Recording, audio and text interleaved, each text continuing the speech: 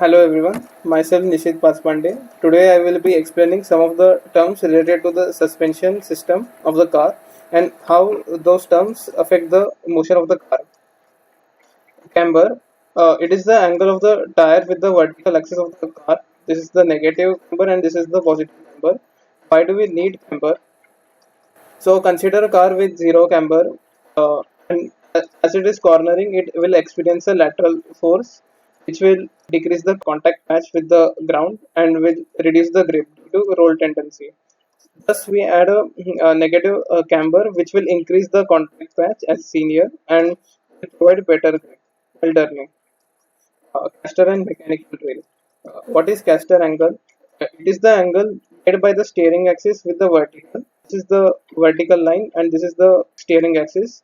Steering axis is the line joining the upper ball joint and the lower ball joint. These two joints join the wheel and the double wishbone system. Why do we need caster? Positive caster provides stability to the steering by providing a restoring torque on the wheels. The effect is similar to that of the wheel on the shopping carts. This is the top view of the vehicle, and the blue dot is represented as the vertical line, and the red dot is represented as the intersection of ground and steering axis. And the distance between these two dots is the mechanical trail, and its typical value would be 25 to 30 mm. O is the direction in which the wheels are pointing. Toe in and toe out are the two configurations. Even a slight toe in out can have huge effects. Why do we need toe? Toe in provides stability to the vehicle through understeering tendency. Toe out gives rise to oversteer tendency and thus turning is more responsive. Gives slight toe out configuration. Pneumatic trail is the distance between the resultant force of side slip and the contact patch center. The contact patch center is the area of contact of the wheel and the ground. When the vehicle is turning, there is a lateral force acting on the wheel, and the resultant lateral force is near to the rear of the contact patch. Thus, a lever arm is generated between the net force and the contact patch center. This resultant lateral force also acts as a balancing torque at the end of the cornering of the vehicle. The overall suspension trail is a combination of astral trail, which is mechanical trail, and the pneumatic trail. Inclination, also known as KPI. KPI is the angle between the steering axis and the wheel center line, as seen from the front view. Steering axis is the line joining the upper ball joint and the lower ball joint. Scrub radius is the distance between the steering axis and the wheel center line on the ground, as seen from the front view of the vehicle. Purpose of the KPI is that positive KPI decreases the scrub radius, which will decrease the steering effort and will also minimize the tire wear.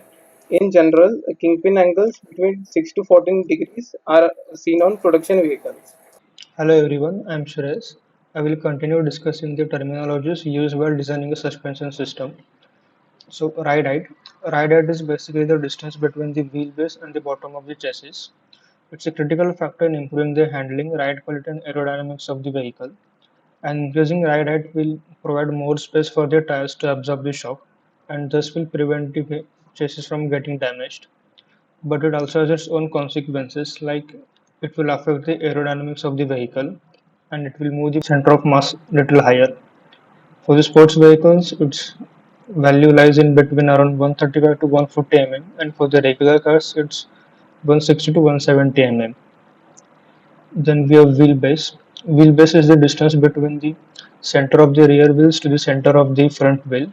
The wheelbase dimensions are very important to control the balance and the steering angle.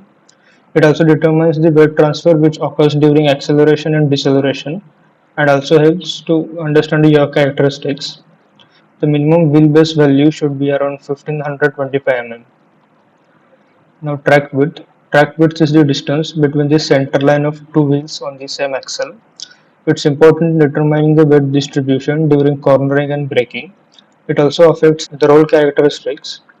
Like for example, if the track width is very less compared to the ideal value, the chances of vehicle getting toppled during cornering are more. Also, widening the track has its own effects, like it will increase the scrub radius, which will increase the steering effect and thereby the tendency of oversteer will increase. The next is weight distribution.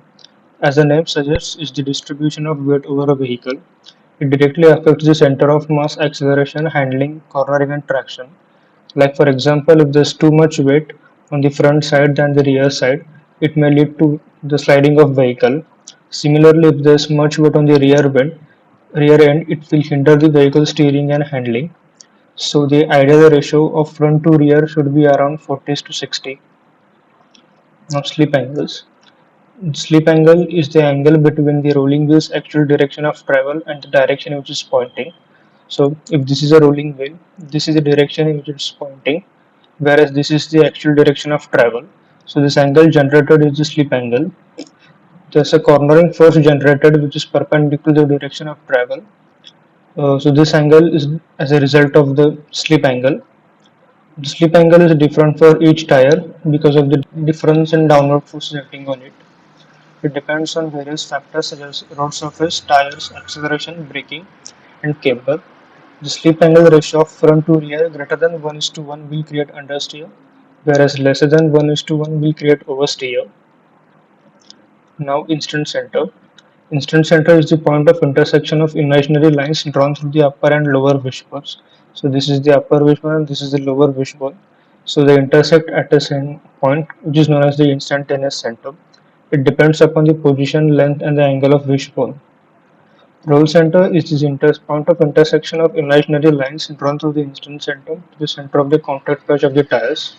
So these two are the instant centers and these two are the center of contact patch. So the imaginary lines drawn through them intersect at this point, which is the roll center. It helps in calculating the roll moment of the vehicle. There are two types of roll geometries. The first one is lower roll center, which is better on smooth and high grip tracks with long first corners, whereas the second one, that is high roll center, is better on high grip conditions and on tracks with quick direction changes. Thank you.